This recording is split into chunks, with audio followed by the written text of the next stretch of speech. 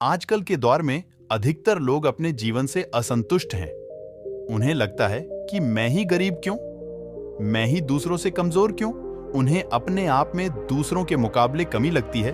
वे इसका दोष भगवान को देते हैं, उन्हें अपनी स्थिति का कारण ठहराते हैं। इस कहानी में आपको इस प्रश्न का संपूर्ण उत्तर मिल जाएगा और आप अपने जीवन से संतुष्ट भी महसूस करेंगे।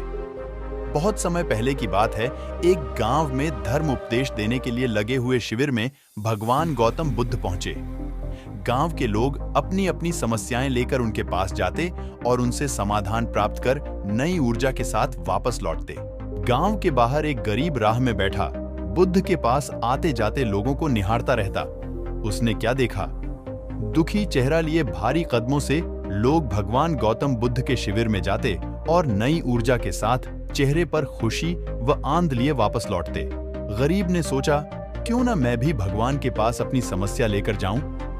यह सोचकर हिम्मत करके वह भी शिविर की ओर चल देता है। शिविर में एक एक कर क्रमबद्ध तरीके से व्यक्ति को प्रवेश मिलता है, इसलिए वह भी अपनी बारी की प्रतीक्षा करने लगा। जो कुछ उसने रास्ते में देखा, अब यहाँ उसे साक्षात देखने को मिल रहा है। लोग एक एक करके अपनी समस्याएं बता रहे थे। भगवान गौतम बुद्ध चुपचाप शांति से सबकी समस्या सुनते और जवाब देते। उसकी भी बारी आई। उसने भगवान गौतम बुद्ध को प्रणाम किया और बोला, भगवान, मैं ही गरीब क्यों? भगवान गौतम बुद्ध मुस्कुराए और बोले, तुमने कभी किसी को दिया ही नहीं, इसलिए गरीब हो। इस पर वह आश्चर्य से भगवान गौतम बुद्ध का मुंह ताकने लगा और बोला, भगवान, मेरे पास कुछ देने के लिए है ही नहीं। बड़ी मुश्किल से गुजारा हो पाता है और कभी कभी तो भूखे ही सोना पड़ता है। इतना गरीब हूं। भगवान गौतम बुद्ध शांत भाव से बोले, तुम्हारे पास एक चेहरा है जो किसी को भी मुस्कुराहट दे सकते हो। तुम्हारे पास मुंह है जो किसी को भी प्रशंसा भरे कुछ शब्द दे सकते हो। 2 हाथ तुम्हारे पास है जिससे किसी की भी मदद कर सकते हो। दरअसल जिसके पास में ये 3 चीजें हैं, वह भला कैसे गरीब हो सकता है?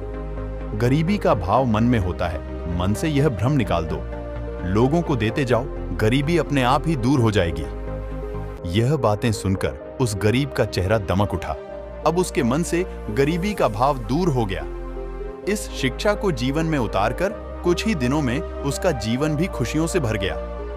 मित्रों, मंदिर में भी लोग जाते हैं तो कुछ न कुछ मांगते रहते हैं और जीवन भर घुट घुट कर रो रो कर समय बिता देते हैं। वे ईश्वर की कृपाओं को कभी कम समझे ही नहीं, जीवन की महत्वता को कभी जाना ही नहीं।